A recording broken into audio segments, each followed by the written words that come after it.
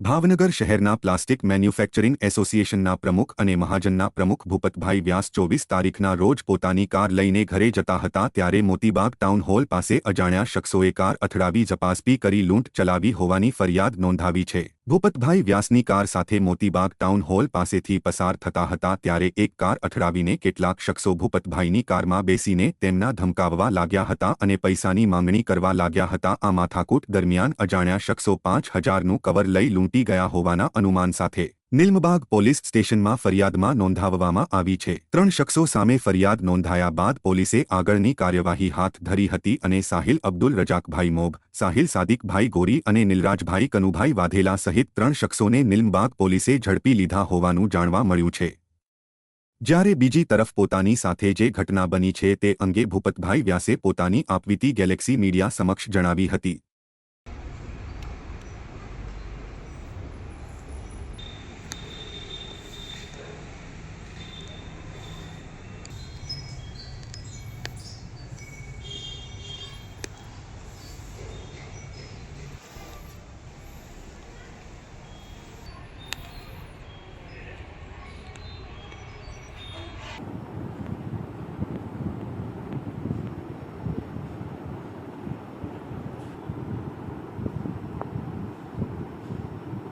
એમાં સોમવારે સાંજે મોતીબાગ સિગ્નલ આગળ ટ્રાફિક જામ હતો। હું ફેક્ટરીથી નીકળીને ઘરે જતો હતો મારી ગાડીમાં,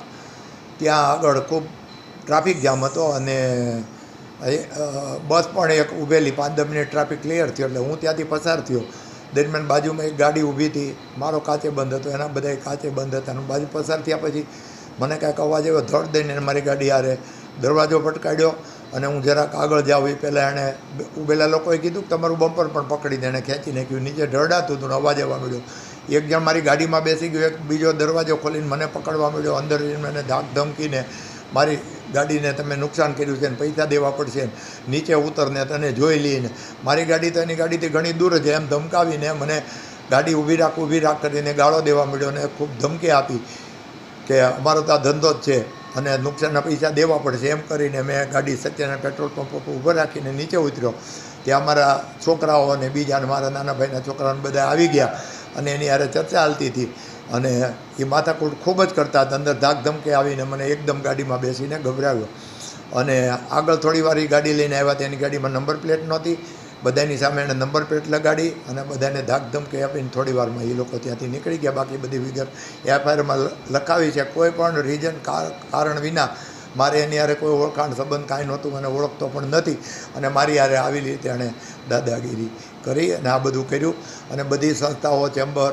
અને બધાએ ભેગા થઈને હું ડિસ્ટ્રિક્ટ ચેમ્બરનો પ્રમુખ છું, પ્લાસ્ટિક એસોસિએશનનો પ્રમુખ છું, સૌરાષ્ટ્ર ચેમ્બરમાં કારોબારી સભ્ય હતું, બધાએ આવેદનપત્ર આપીને ડીએસપી સાહેબને પણ રજૂઆત કરી છે અને મેં ગઈકાલે એની એફઆઈઆર લખાવી છે।